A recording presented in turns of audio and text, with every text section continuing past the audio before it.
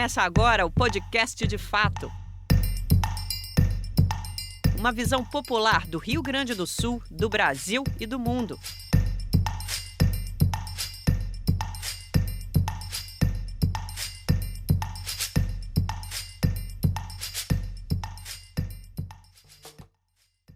Olá, estamos entrando no ar com o podcast De Fato, uma produção do Brasil de Fato do Rio Grande do Sul, em parceria com o Sindicato dos Bancários de Porto Alegre e região.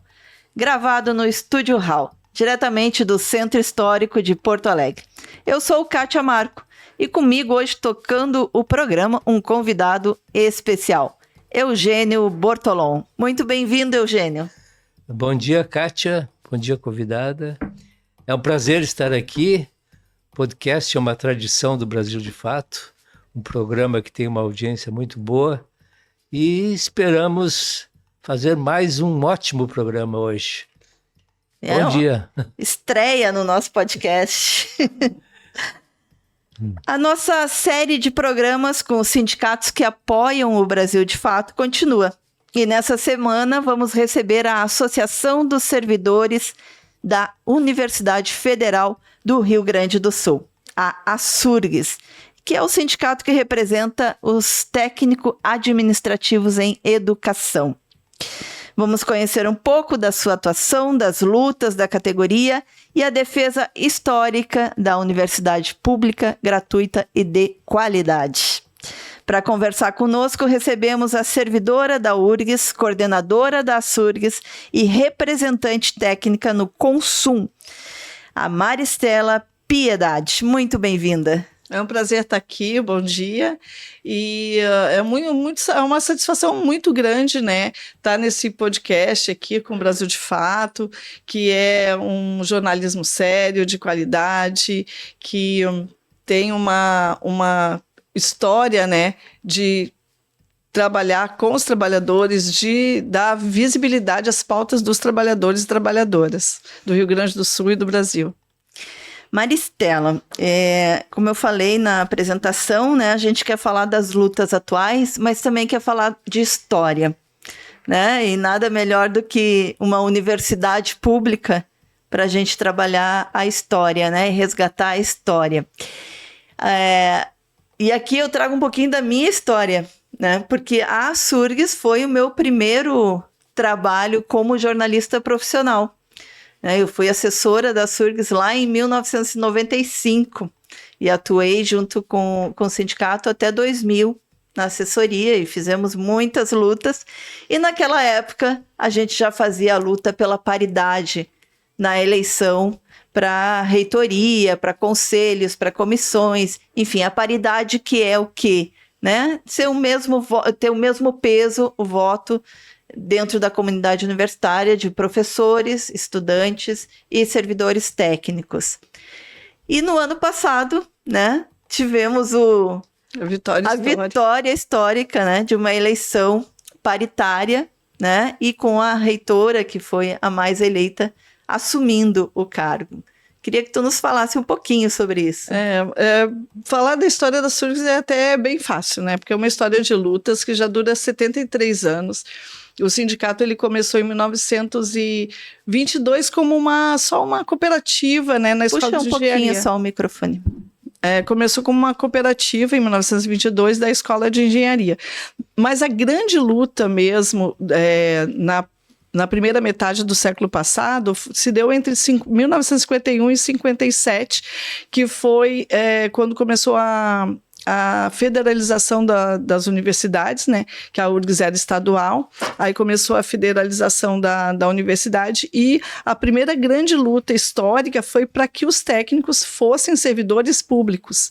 Então já começou assim um embrião bastante forte da luta e isso veio se seguindo, aí depois teve as décadas ali de 60, 70, onde foi bem mais complicado pela ditadura militar, né? Então aí ela teve um caráter mais associativo, né? Até porque teve a lei de greve impedindo mobilizações, greves e movimentos de trabalhadores, e mesmo assim as lutas continuaram, né? Depois da década de 80, com a abertura democrática, ali 87, 88, fazendo parte da Constituinte, tendo a grande vitória do RJU, né, que é o regime jurídico único, várias conquistas para os servidores públicos, né, tanto federais, estaduais e municipais.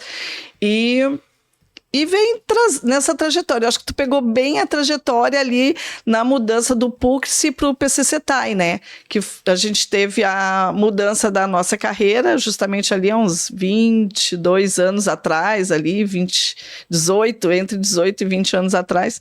A gente teve a mudança da carreira, que era um plano de cargos e salários, e aí a gente mudou de PUCS para o PCCETAI, que tivemos reformulações o ano passado com a nossa greve, e agora atualizando a luta, né? Então a gente vem de décadas de luta, nacionais e também locais, né? Como universidade, e o ano passado a gente teve uma grande greve. Junto com essa greve, que foram de muitos dias, né? A gente começou a greve, foi deflagrada em março, meio de março ali, e a gente foi concluir com um acordo de greve assinado em junho. No meio disso, a gente teve a enchente aqui, que foi devastadora no Rio Grande do Sul, né? Uma enchente histórica, muito triste, muito devastadora. Quando teve esse episódio da enchente, a gente percebeu que a sociedade precisava, né? Não era difícil até perceber. Percebemos que a sociedade precisava demais da gente.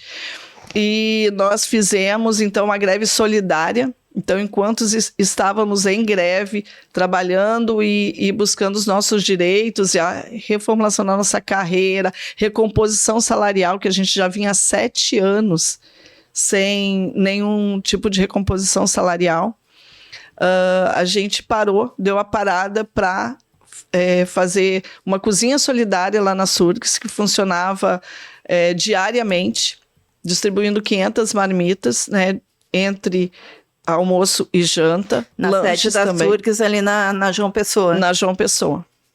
E qual foi o apoio que a reitoria deu nessa ocasião? A gente sabe que um reitor do porte do anterior jamais apoiaria um movimento desses. E, além do mais, o reitor indicado pela extrema-direita, deputado federal gaúcho, Bibo Nunes, né? Quem diria, né? O Bibo Nunes indicando o reitor da universidade. E ele deu alguma espécie de apoio? Quem apoiou vocês nessa questão da ajuda aos flagelados? O apoio a gente recebeu dos trabalhadores e trabalhadoras da universidade, servidores e servidoras, dos estudantes, né? Então a gente trabalhou em conjunto com o DCE, e apoios pontuais dos docentes, porque a universidade também ficou envolvida, né? Abrindo as portas para as pessoas que estavam em situação precária. Mas, de fato, nessa ocasião, a reitoria, como reitor, como gestão máxima da universidade, não se integrou muito às iniciativas, né? Foram iniciativas próprias com o Fórum dos Diretores, que foi criado dividindo as responsabilidades desse momento, né?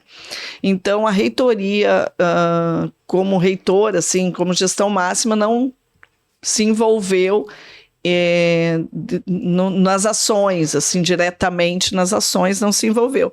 Houve, sim, participação dos docentes, diretores muito importantes, o diretor da Faculdade de Farmácia, na época, que abriu a faculdade e fez todo um trabalho, que é onde eu trabalho, então, eu tenho mais conhecimento desse projeto, né, fez todo um trabalho de acolhimento de medicamentos, tanto das pessoas voluntárias que doavam os medicamentos, mas também de empresas, farmácias, para repassar esses medicamentos para as pessoas que estavam em situação precária, né, em abrigos, abrigados. Então, foi um trabalho bem importante que tanto a Faculdade de Farmácia fez, a Faculdade de Educação Física também abriu suas portas para acolhê-los. Então, foram iniciativas, mas iniciativas próprias das direções das unidades, né?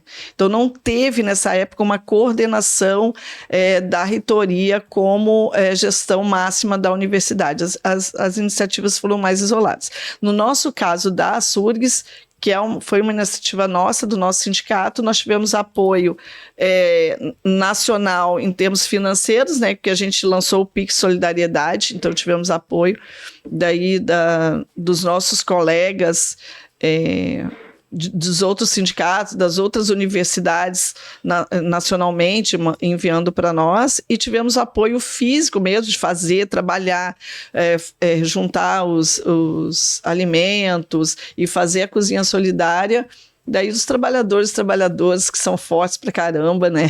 Que dão um jeito. Os estudantes também tiveram uma participação muito importante, não só nessa iniciativa, mas em outras nessa época também, né? Se dividiram bastante. Foi uma época de bastante trabalho, bastante preocupação com todas as pessoas que estavam sofrendo. Muita gente da universidade foi atingida?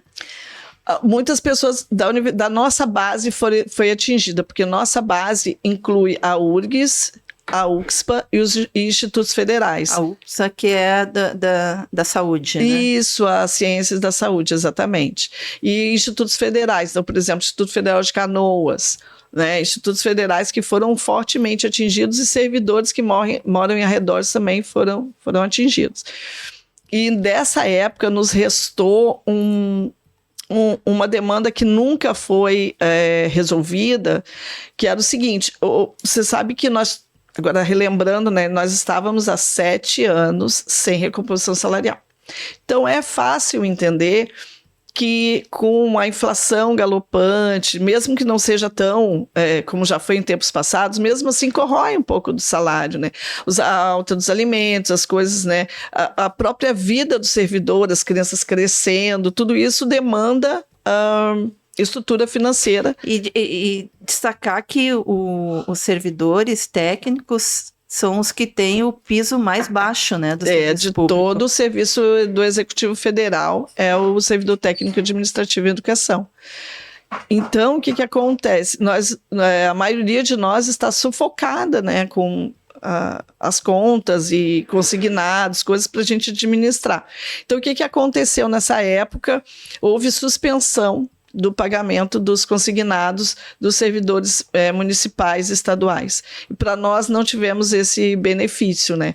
Nós, como sindicato, conversamos várias vezes com figuras, órgãos públicos, os bancos, e aí por questões burocráticas de convênio não tivemos esse benefício. Então as pessoas que foram duramente atingidas pela enchente, que tem, nós fizemos um levantamento, né, e detectamos pelo menos 182 servidores que tiveram impactos fortes da enchente, foram socorridos por parentes, colegas e pelo próprio sindicato, né, e não teve esse benefício que houveram em outras esferas do serviço público, não tivemos esse benefício. Então ainda ficamos com essa demanda aí que, né, não foi atendida. A partir de então, a greve foi nacionalmente tomando um corpo muito grande, né? Foi uma greve muito poderosa no sentido... Foram quantas universidades que se envolveram? Ao todo, 62 universidades, né? Entre institutos federais, universidades, né? Então, e como é que encerrou? Houve algum avanço ou acabou por esmorecimento? Não, a gente não esmorece a luta, não.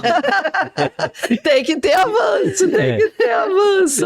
Então a gente teve alguns avanços, então nós tivemos as nossas conquistas de greve, 9% de recomposição salarial esse ano, 2025. Nós tivemos alguns avanços na carreira, né, que já é uma carreira que já tinha 18 anos de elaboração, e a gente pode pensar que o mundo do trabalho tem mudado e a relação do trabalhador com o trabalho e com as gestões também tem mudado, então isso é necessário, esses ajustes.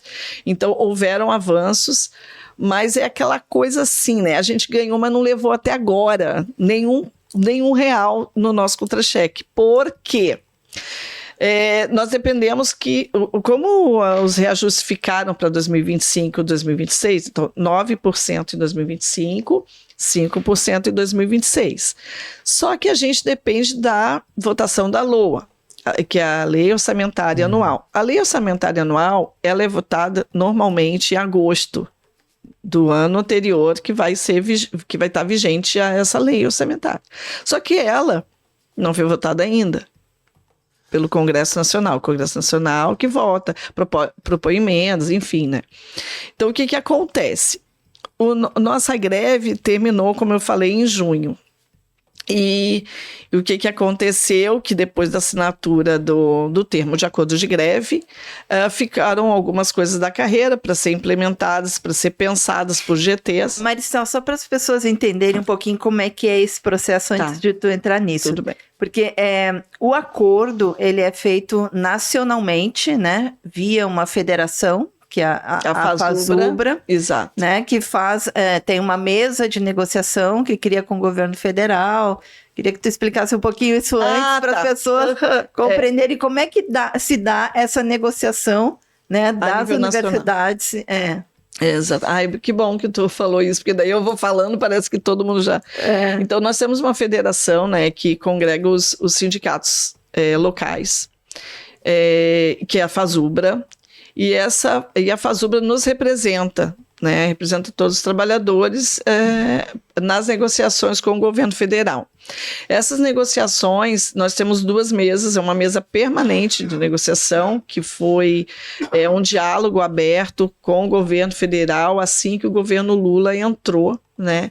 Foi uma promessa de campanha, isso aí a gente tem que fazer justiça, né? Que é um governo que tem diálogo com a gente, então...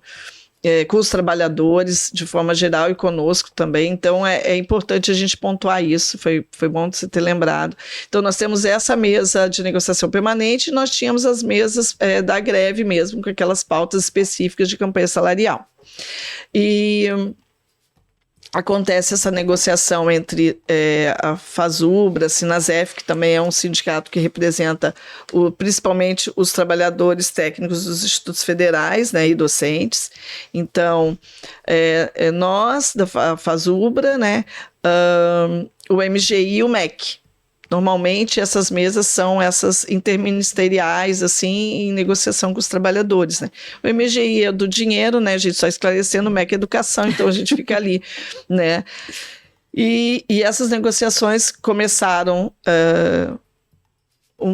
um mês, mais ou menos, depois da deflagração da greve. Então, abrimos o diálogo com a pauta de intenções e começaram as negociações para saber o que o governo podia fazer ou não, e o que é o equilíbrio, né?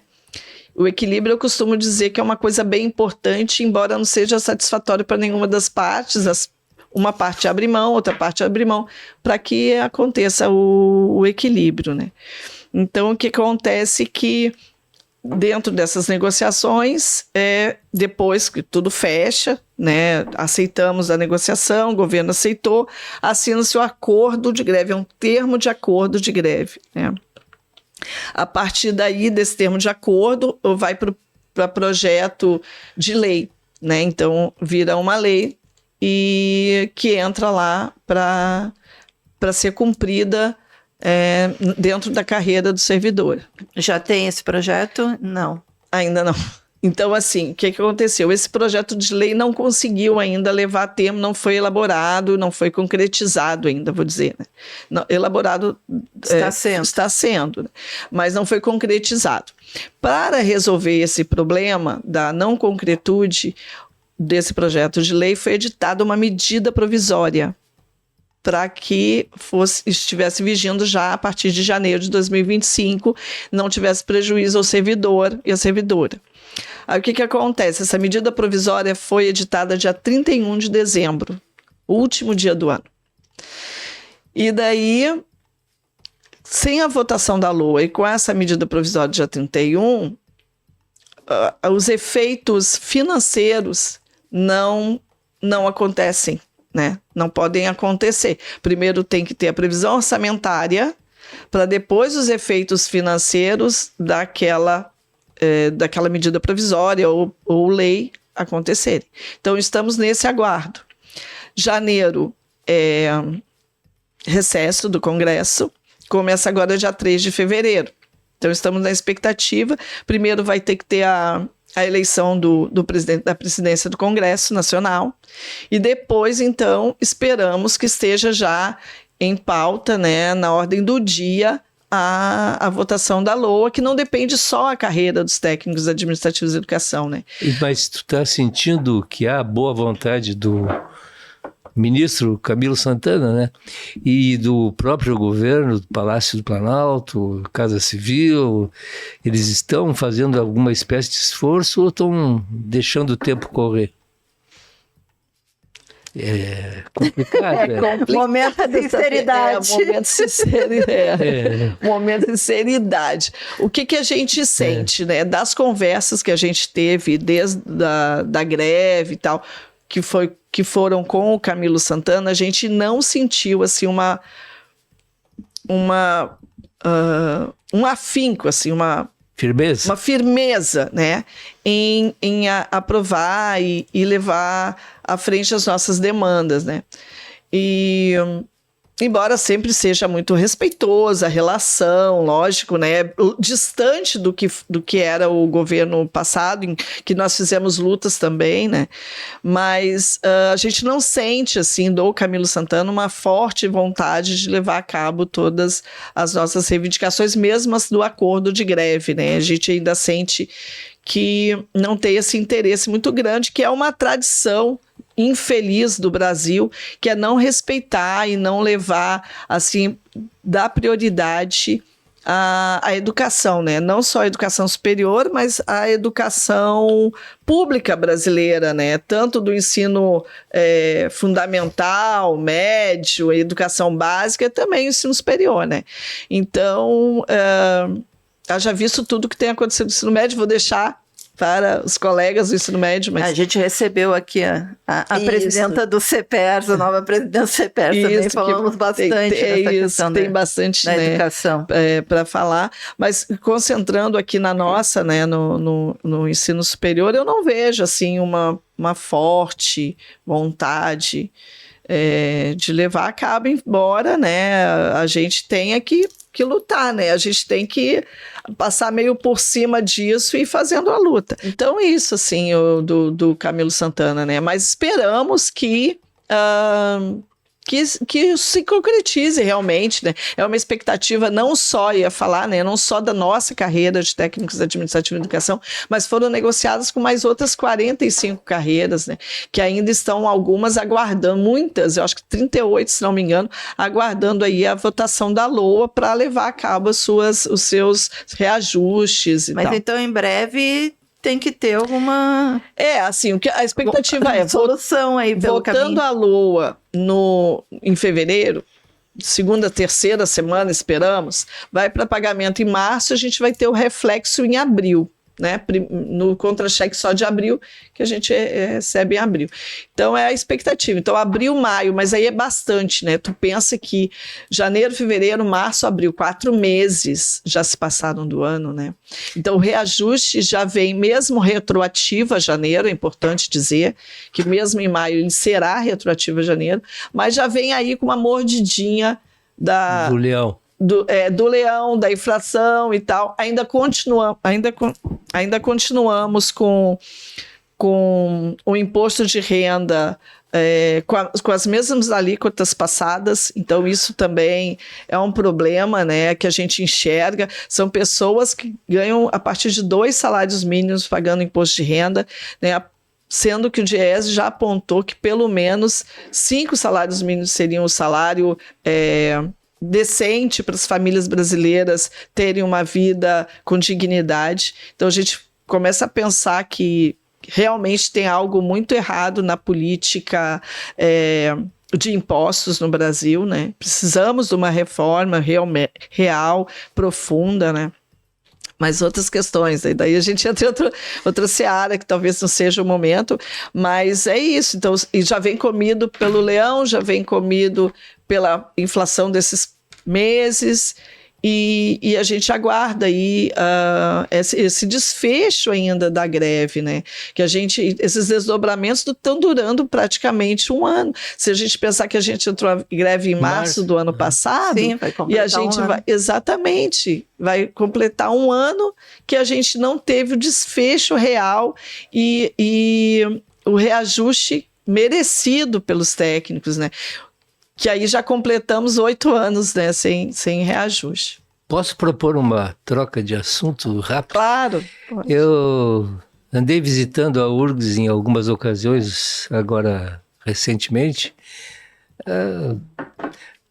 A biblioteca, o pessoal, os trabalhadores que fazem aquilo um espetáculo realmente, a biblioteca de sucesso.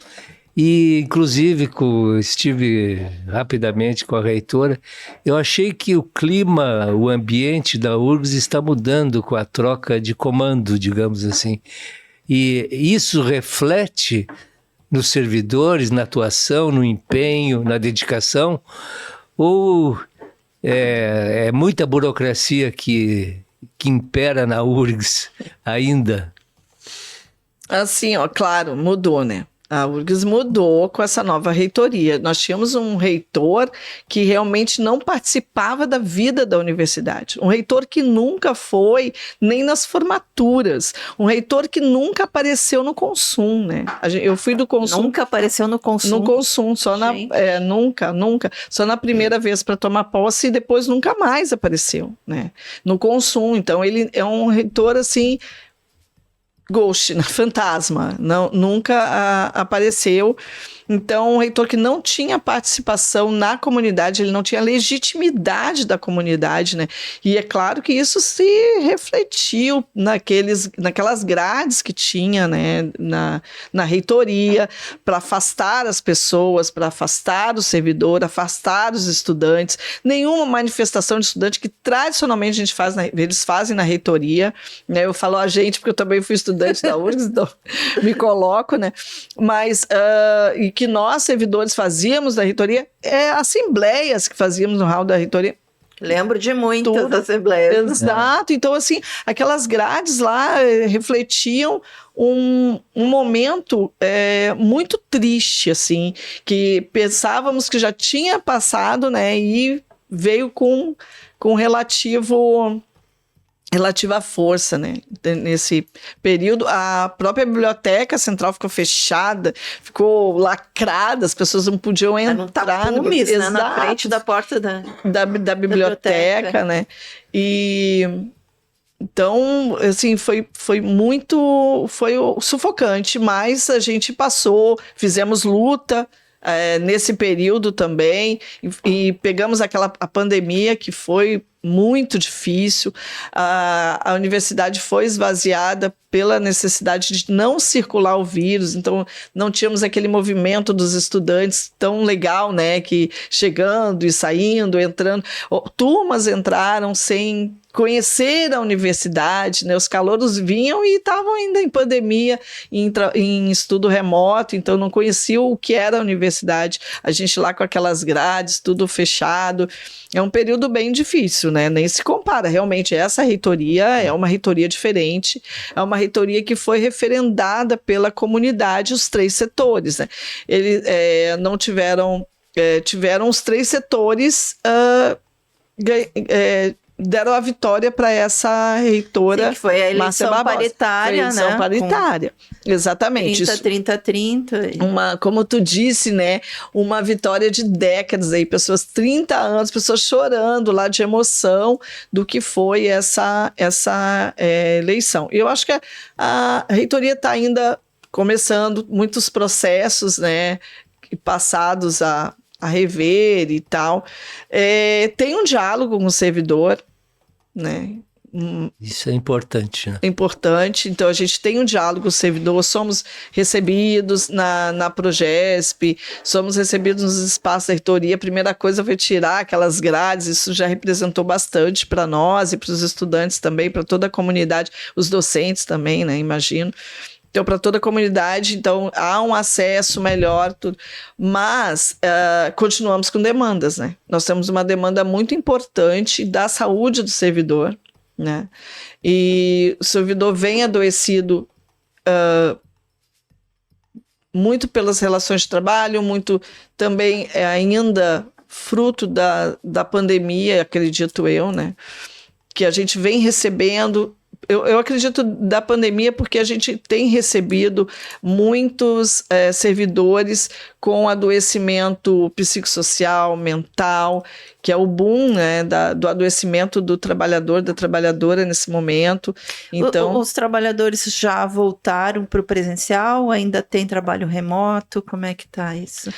As relações de trabalho mudaram e também muito pelo governo federal. Então, assim, o Executivo Federal lançou um projeto, né, um plano, que é o PGD, o Plano de Gestão e Desempenho dos servidores. Esse plano, o servidor pode estar trabalhando de forma remota, alguns dias da semana. Esse plano foi lançado ainda no governo passado, isso? Ainda no governo do... Sim, passado. sabemos. Bem elegido. E ainda foi, exatamente, né? E esse projeto foi lançado nessa época e foi reeditado, né, já no governo Lula. E esse a gente pode falar. No governo Lula. Foi reeditado e daí tem essa possibilidade do servidor fazer o seu trabalho alguns dias remoto, na sua casa, enfim, e alguns dias presencial também. E também, além desse plano de gestão, ele é o controle, só para falar assim, o plano de gestão, o que muda? O que muda? Não é só a pessoa trabalhar remotamente. Muda também o controle de frequência. Porque hoje o controle de frequência na Universidade Federal do Rio Grande do Sul é o controle eletrônico, né? O ponto eletrônico, tu vai lá, biométrico, dedo, tu vai lá, não tem como escapar disso, né? Então, são 8 horas, nós trabalhamos 40 horas semanais e o controle de frequência é feito pelo ponto eletrônico. O que muda com esse plano de gestão? Com esse plano de gestão, o que muda é o controle de frequência, que daí você passa a ser controle de frequência as metas atingidas e entregues. Então, você tem determinadas metas, tem um acordo com a equipe, né? A equipe toda entra em acordo e tem as metas distribuídas e a partir do cumprimento dessas metas vai o teu controle de frequência. 100% das metas, 100% do controle, faltou meta, aí tem conversas e tal, pode ser repactuado, aí é todo um trabalho diferente do controle de frequência esse do biométrico, né? Pode ser presencial também, tá? Pode ser presencial, remoto, 100% ou híbrido. Na universidade adotou-se o híbrido e 100% remoto por uma, assim... exclusividade, sim, que não é o corriqueiro, né? Uma exceção. Uma exceção, obrigada, eu estava faltando essa palavra. Uma exceção, o 100% remoto, mas é o híbrido mesmo, principalmente em atividades mais burocráticas, que exigem uma concentração maior. Tem, né, também o pessoal do CPD, né, do Centro de Processamento de Dados, TI, que trabalha dessa forma. E tem muito atendimento também, né? Ao público. Isso, o atendimento ao público ainda continua, né? A universidade está aberta, tem pessoas para receber o público ali, mas dentro das equipes aí há uma alternância de quem está presencial hoje, está no remoto no outro dia, então, mas tem o controle de frequência. É importante dizer isso, que muitas vezes, quando a gente fala de trabalho remoto, as pessoas pensam, está em casa e não está trabalhando, só trabalha 2 vezes por semana, 3 vezes por semana. E não é o que acontece, você tem as metas para cumprir, você tem as entregas para fazer.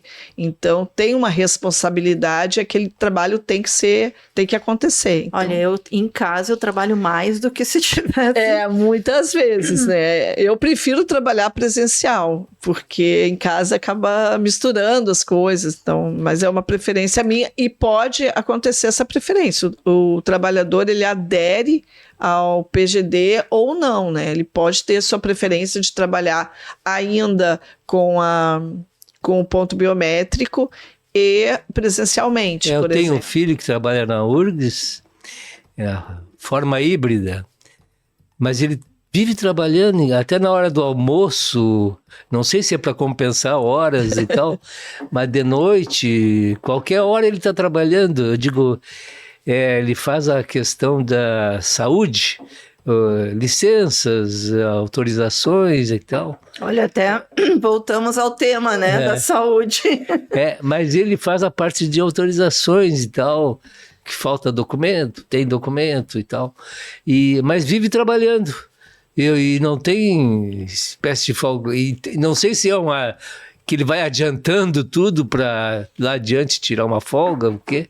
Mas é um trabalho incessante, né? E eu acho isso, trabalhar remotamente também é duro, né? Não é só presencial, né? Também é duro. Também E também às vezes mistura, né? Uma coisa que a gente, como sindicato, sempre tenta cuidar isso, né? Porque às vezes mistura a vida pessoal com a vida profissional, não tem aquele limite. Não, agora eu estou em casa mesmo, vou atender minhas coisas, vou ter o meu lazer, né? Às vezes mistura tudo e ao mesmo tempo tu tá vendo um filme, ao mesmo tempo tu tá com o computador ligado, e ao mesmo tempo tá atendendo o WhatsApp, e daí você não tem aquele tempo de descanso necessário, né? Que é o que a gente tem percebido do adoecimento das pessoas que estão trabalhando em PGD remoto. Parece um permanente estado de trabalho, né? Exatamente, um permanente estado de trabalho. E você tem uma pesquisa sobre isso, sobre a questão do adoecimento? Não, ainda não, mas estamos fazendo o levantamento entre os colegas, as pessoas que nos procuram e tal. Estamos fazendo esse levantamento inicial, né? Porque é muita responsabilidade falar da saúde do trabalhador, da trabalhadora. Então, a gente primeiro vai ter os dados, né? Para depois fazer as análises e o que pode ser melhorado dentro da saúde do trabalhador nessa nova relação de trabalho que começou, na verdade, bem antes, até antes da pandemia, né? Dentro do serviço público, em outros órgãos.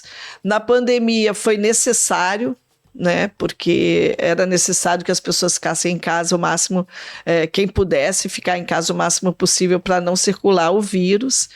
E depois da pandemia se tornou já assim um processo de gestão mesmo de pessoas, uma nova relação mesmo de trabalho e de aferir a produtividade, né? Muito no foco da produtividade do servidor, da servidora. Então, às vezes as pessoas têm uma imagem assim, o serviço público não se preocupa se vai ser produtivo ou não, porque o serviço público, como tem estabilidade, né? Então o pessoal não liga. E não é verdade, né? Bem como o senhor falou aí do seu filho, uma grande parcela dos servidores da universidade, acredito dos outros órgãos também, trabalham sempre, porque a gente acaba gostando também e tendo o compromisso e a responsabilidade com a comunidade, no nosso caso a comunidade escolar, né? E também a comunidade fora da academia também. É uma responsabilidade grande ser URGS, né? É uma responsabilidade grande. Assim. É uma das maiores universidades melhores do país. Ranqueada aí várias vezes como a melhor, ou a quinta melhor, muitas vezes internacionalmente ranqueada. Então, assim, é bem... Dentro desse contexto aí, como é a distribuição de funcionários? Há cotistas em concursos eventuais ou não? E ocorreram alguns expurgos por ocasião da greve? São duas questões que questões importantes, Sim, nos concursos públicos tem as cotas, né? Dentro do concurso da universidade para servidora tem as cotas, né? E não houve retaliação por conta da greve, né? Nós ainda estávamos com a outra reitoria, né? Mas não houve assim retaliações. Não houve retaliações. Não houve. O que houve, assim, da nova reitoria, que foi super legal, né? Numa assembleia nossa, uma das primeiras ali depois da greve, que ainda a gente estava discutindo os desdobramentos da greve, que a reitora, Márcia Barbosa, foi lá, fez uma fala, né, de apoio aos servidores, aí realmente foi muito impactante no sentido que a gente já vinha, né, de reitoria que... Olha isso, eu acho que foi raro na história, né? Quem sabe, deixa eu lembrar, a Vrana Panizzi tenha ido numa assembleia, mas foram poucos. Né? Ela tem sido, assim, muito aberta, né? Então, a gente espera que, claro, né, é uma reitoria que está chegando, né? Então, tem muitas coisas a trabalhar, imagino eu, né? Mas a gente espera, tem uma boa expectativa. Nossas demandas ainda não foram atendidas, mas é fácil de entender também pelo começo das coisas. Temos uma boa expectativa, né? E não vamos abandonar a luta. Embora seja uma reitoria que a gente respeita muito, até pela forma democrática que foi eleita, né? Mas não vamos arrefecer na luta. Se a gente tem questões, a gente vai apontar as questões. Se a gente tiver discordância, a gente vai apontar a discordância. Porque uma das coisas do nosso sindicato é ser independente, né? De reitoria, de governo. Então, a gente tem que fazer a luta pelos e para os trabalhadores e trabalhadoras, né? E não sendo conivente, subserviente à reitoria ou ao governo. Então, embora, por exemplo, a gente tenha ajudado a eleger esse governo federal que está aí, né? O governo do Lula 3, a gente tem questões e a gente aponta as questões e a gente faz greve por isso. A gente luta por isso, né? Não quer dizer que a gente não votaria nele de novo, dependendo do contexto, mas quer dizer que a gente tem questões ainda a resolver. A gente tem questões que ainda, talvez por essa frente tão ampla, né? A gente tem questões do neoliberalismo que a gente tem que discutir fortemente, que a gente tem que se aprofundar na discussão, que vão contra os trabalhadores e trabalhadoras do Brasil, entendeu? E nós, como servidores, estamos dentro desse contexto de trabalhadores e trabalhadoras do Brasil. Então, a gente tem que lutar. E essa é uma característica, né, Maricela, da Surgs, da Fazubra, que foi sempre trazer o debate de fundo da universidade. Né? Teve toda a luta ali pela garantia da autonomia universitária na década de 90, né?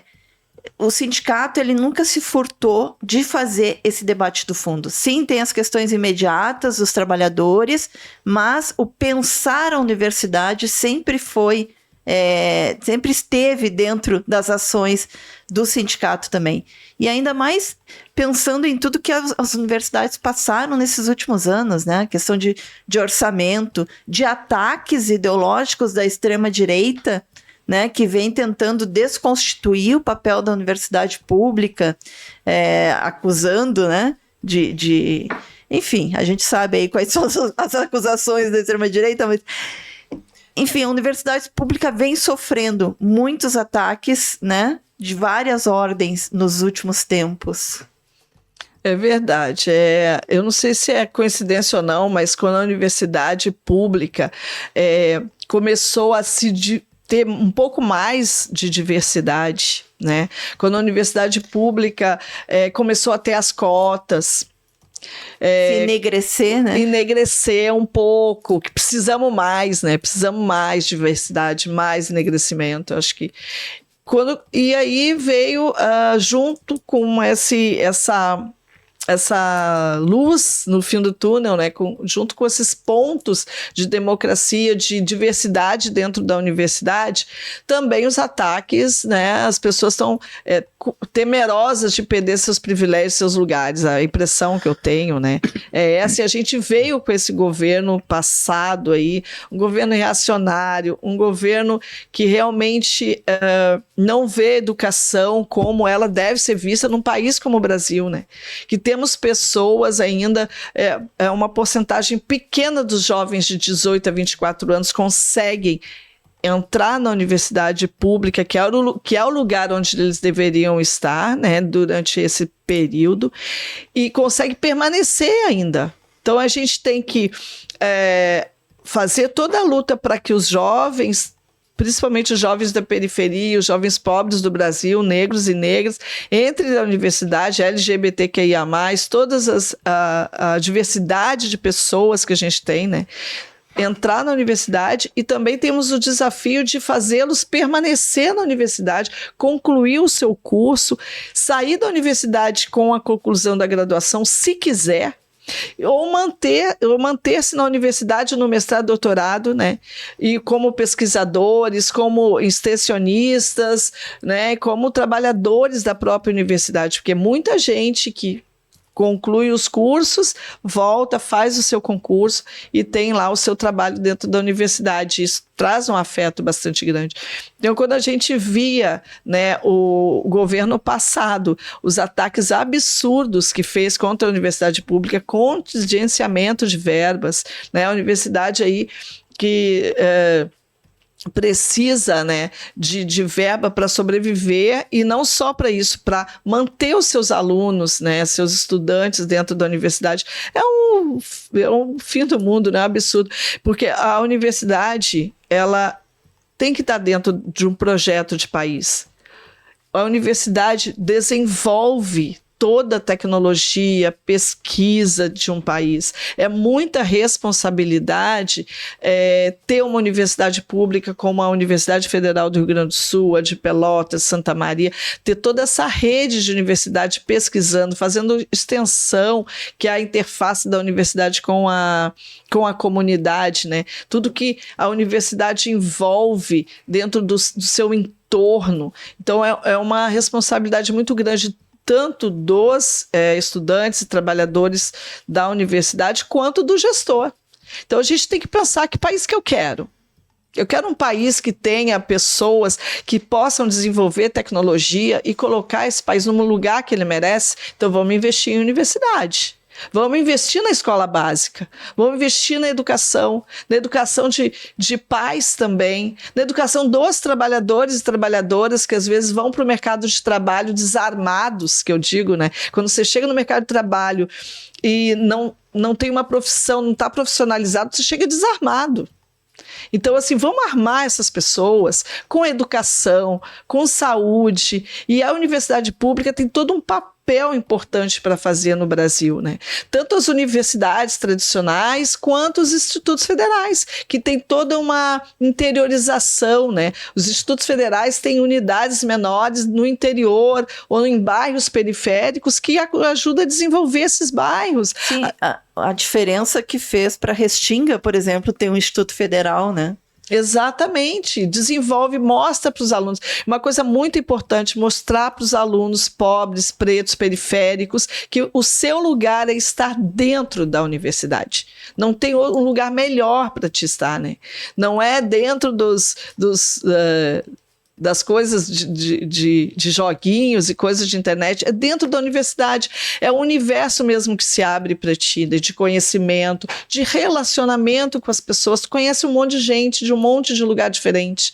Tu chega aqui na URGS, tem gente do Mato Grosso, tem gente de Santa Catarina, tu conhece outras culturas. De outros países. Entende? Então você conhece outras culturas, tu tem várias possibilidades ali dentro, sociais, socioculturais. Então a universidade é um mundo, né, que se abre, é um universo mesmo que se abre, principalmente para o garoto, para garoto periférico, que às vezes mal saiu do bairro, não teve, muitas pessoas não têm mesmo os valores da passagem de ônibus para vir assim, passear, ter lazer, né?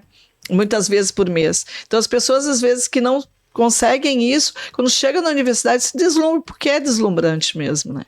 É deslumbrante, assim, todo o acesso que tu pode ter. E a universidade, além do curso que tu faz, a Universidade Federal, tu pode ter acesso ao NELI, por exemplo, que é o curso de línguas que tu pode fazer além do seu curso, não vai te cobrar nada, entendeu? Tu pode fazer disciplinas de outra graduação, uma porcentagem ali, limite dentro do teu curso, que também não vai te cobrar nada por isso, e você vai ter acesso a outras disciplinas que às vezes tu tem curiosidade.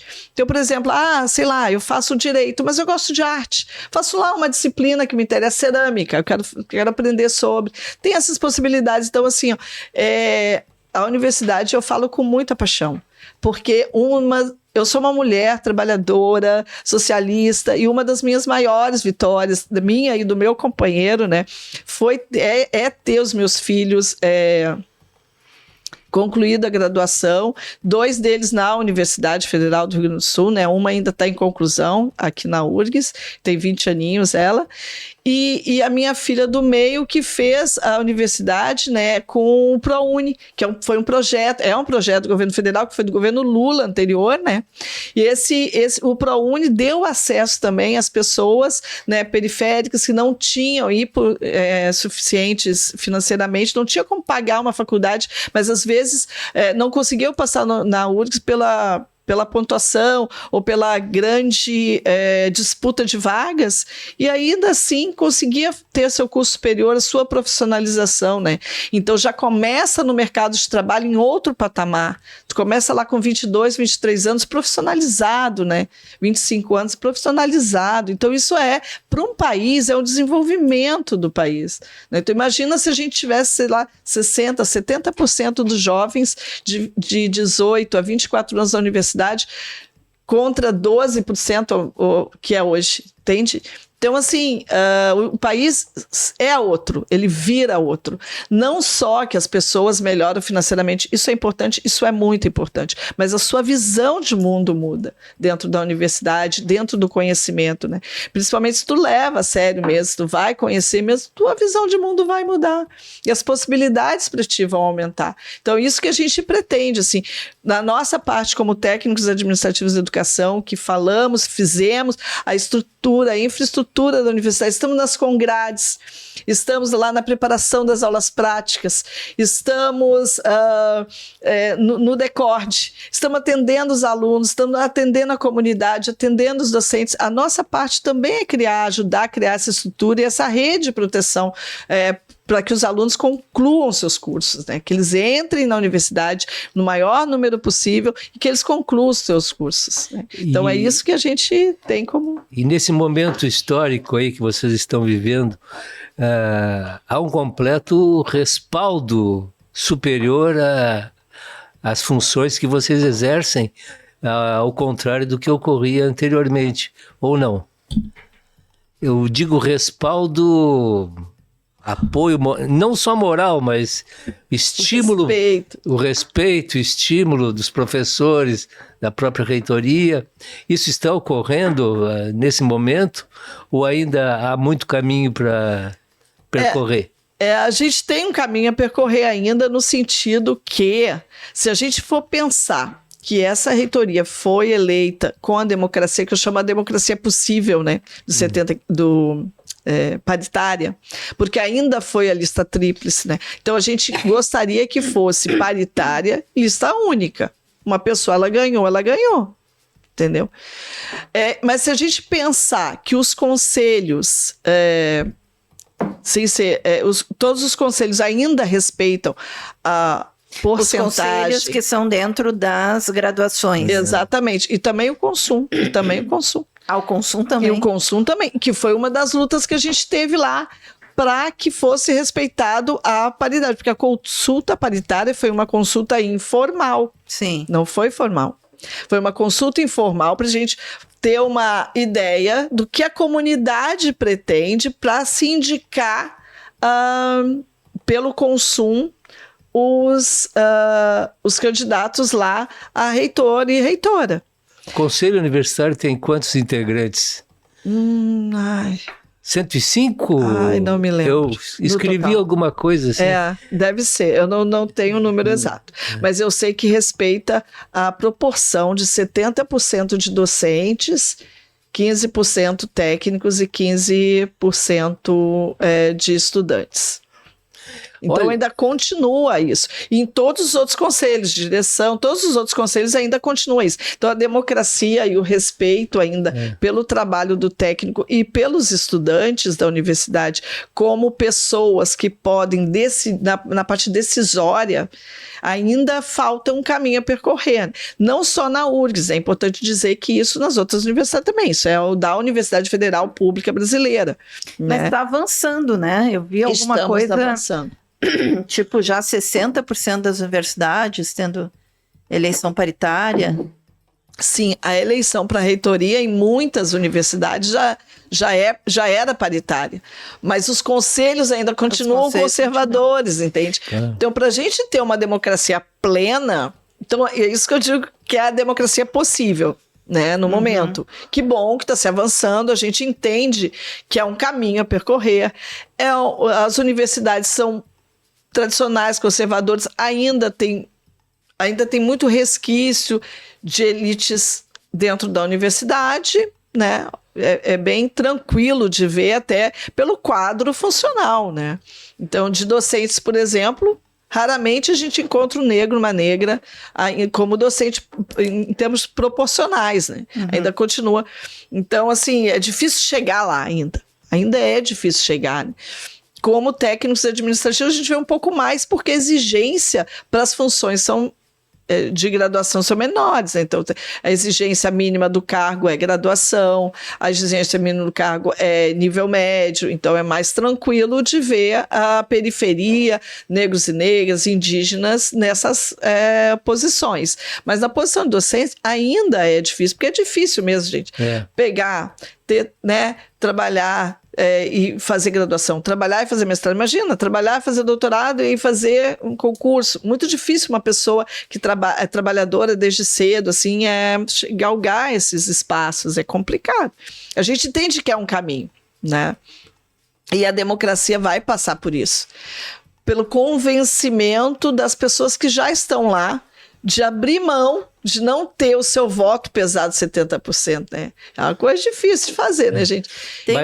Falando nisso, o sindicato é extremamente democrático, pelo que eu acompanho.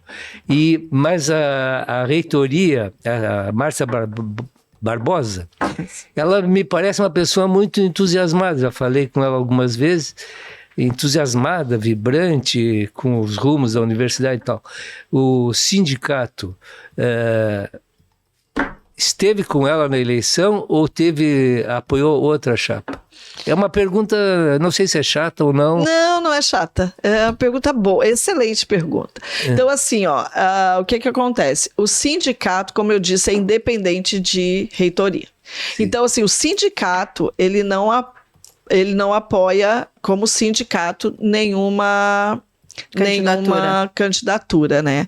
Mas, eventualmente, as pessoas, né, os humanos dentro do sindicato podem cada um apoiar a sua candidata preferida ou candidato preferido. Mas o sindicato em si, a gente está numa posição de não apoiar nenhuma reitoria, que a gente a gente acredita que o melhor é estar independente de reitoria, governo, embora cada um tenha sua preferência partidária, enfim, né? Mas a gente pretende ser independente mesmo, né? Até para fazer a luta, né? Porque, por exemplo, se a gente apoia uma candidatura, depois fica meio complicado de fazer as cobranças, talvez, e tal. Então a gente se mantém independente como sindicato. Então a Surgs não... Como sindicato, a gente não apoiou nenhuma candidatura, né? Mas a gente fica feliz, muito feliz, com as 3 candidaturas que houveram, né? E com a decisão da comunidade sendo respeitada, né? Então, embora a parcela dos técnicos, se for usar só a parcela dos técnicos, né?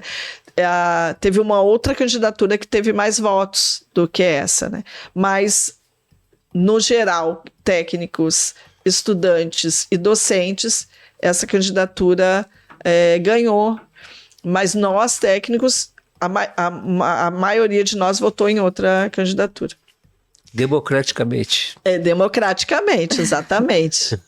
Exatamente. E a gente é democrático, eu acho que dentro do sindicato mesmo, porque a gente não tem um presidente, né? Nós somos uma coordenação, somos 3 coordenadores gerais e sempre dois em cada coordenação ou pasta que se chama, né? Enfim, para sempre ter a decisão coletiva, né? A gente tenta fazer o máximo possível do consenso e ter decisões coletivas. A gente acredita que é melhor pensar junto. né? A gente nem falou sobre isso, né? Mas a Surgs, além de toda a luta política, também pensa no lazer, né? Do servidor. Tem uma sede campestre, tem uma sede maravilhosa lá em Garopaba, né? Que eu já tive a oportunidade de ir lá também. Isso, a gente tem essa parte que começou lá nos anos 60, 70, que a Surgs estava mais beneficente, né, que não podia fazer a luta assim abertamente. E ainda era a Surgs, isso, a Associação Beneficente, os servidores da URGS, que não podia fazer abertamente a luta sindical, né? Não era permitido sindicalizar. E daí começou essa... E a gente acredita que dentro da nossa política de saúde, ter lazer de qualidade é importante. E isso é salário no bolso do servidor, da servidora, entende? Então a gente tem um carinho muito grande pela sede campestre, que foi recentemente reformada, pela colônia de férias, que é muito utilizada, não só no verão. Nossa, é uma disputa aquela colônia, sim, né? tem sorteio no verão, tem sorteio. Uhum. Mas mesmo fora de temporada, assim, o pessoal vai, né? Muitos aposentados aproveitam bastante. Então, a gente acha que isso é direito do servidor e é dinheiro no bolso do servidor, né? Quando tu consegue fazer um lazer de qualidade numa cidade tranquila como Garopaba, né? Que tem uma praia maravilhosa. Sem pagar hotel? Exato. Nossa, isso é dinheiro no teu bolso, né? Tu consegue fazer e também a sede ali, a sede campestre. É um momento também de encontro, né? Dos servidores que estão lá, enfim, imagino que muitas ideias saem desses verões. Sim, muitas. Tem um galpão, né? Lá tem um galpão que faz... Tem os apartamentos individuais, são 34 apartamentos, cada um tem churrasqueira, tudo individual. Mas tem o galpão, que é o centro de eventos, né? E daí sai muita coisa boa de lá, muito papo, muita cerveja, muito churrasco, muita coisa boa. E eu acho que isso mantém também os nossos aposentados muito ativos, né? A gente costuma dizer que não tem ativo e inativo, tem ativo e aposentado. Porque os aposentados nossos são muito ativos, estão na luta conosco, né? Todas as nossas coisas que a gente ganha lá, da greve, tudo, a gente mantém para os aposentados, que é uma coisa super importante, essa isonomia que nós temos. E os aposentados estão sempre conosco nas lutas, nas políticas, no trabalho pesado mesmo, né, do sindicato. Então a gente gosta muito dessa companhia dos ativos e aposentados ali juntos. Só para citar um exemplo da ação dos aposentados, a gente fez recentemente no Brasil de Fato uma matéria, ONG Morro da Cruz. É só aposentado, eles dão aula de inglês, eles fazem comida, eles dão aula de xadrez, mantém praticamente a ONG sempre ativa com jovens dos 6 aos 18 anos. Tudo mantido por aposentados da URGS. É uma boa atividade, uma boa ação que vem da URGS também, né? Pois é, a URGS deixa isso com a gente, né? A responsabilidade do serviço comunitário, do serviço público e essa interface de nós, como organização, com a comunidade. Eu acho que isso é muito legal e isso a gente não esquece nunca, né? É um legado que a gente sempre vai, né, passar para as pessoas e tal, e tem a vida toda, assim. Então, eu falo com muito carinho, assim, da universidade, que é um lugar que eu gosto muito, assim, o espaço que eu conheci estudante, então tem aquele afeto de estudante, né? Tem os professores. Eu fiz química, então na química a gente não tem... Quando o professor é homenageado, a gente diz meu malvado favorito, né? Porque é um curso pesadinho, né? Então a gente tem os malvados favoritos, carinhosamente falando, né? Então, e agora trabalhar na universidade, trabalho há 16 anos na universidade, é um local, assim, muito rico de experiências, né? A gente não fica rico de dinheiro, né? Que vocês viram que a gente é o menor piso, né, do Executivo Federal, continuamos mesmo depois da greve, não nos equiparamos com os outros poderes, nem no Vale Alimentação, né? Nem no Vale Alimentação. A gente já está terminando, Eugênio, já acabamos nosso tempo. Não posso só fazer uma perguntinha? Vocês poderiam pedir equiparação ao Poder Judiciário, não acha? Sim, nós tentamos muito, inclusive nessa greve também, tentamos, mas não conseguimos. Ainda não foi dessa vez. Acho que vai ser difícil. Eu acho que sim. Tá uma luta meio difícil. Eu acho que essa política neoliberal não vai deixar a gente. Maristela, te agradecer muito pela tua participação aqui com a gente, agradecer também ao Eugênio. Obrigada, Eugênio, por estar aqui. O Eugênio foi convidado assim um dia antes para estar aqui com a gente, né? Que o Ayrton Centeno está de férias ainda, que é quem apresenta o podcast. A Clara Aguiar também não podia, então Eugênio cumpriu aqui bravamente o papel de mediador junto comigo. Muito obrigada. Obrigado. Eu que agradeço a oportunidade. Eu que agradeço também, uma satisfação estar conversando com vocês, saber que o filho do Eugênio é trabalhador da URGS também. Eu agradeço muito e, mais uma vez, né, reitero, Brasil de Fato, um jornalismo sério, um jornalismo que leva a sério as pautas dos trabalhadores e trabalhadoras, né, tem aí uma grande tarefa a cumprir. Então, eu que agradeço, muita satisfação estar aqui com vocês. Obrigada.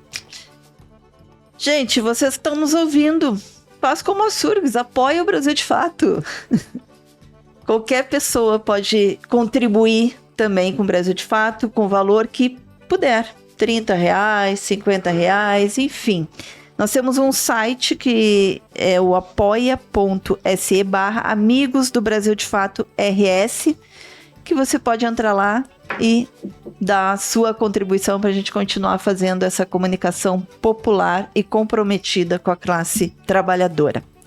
Também não esquece de curtir, comentar, compartilhar o nosso podcast. Se você tem uma sugestão de pauta, um feedback, pode entrar em contato também pelo nosso e-mail redacalrs@pdfestados.com.br ou pelas nossas redes sociais.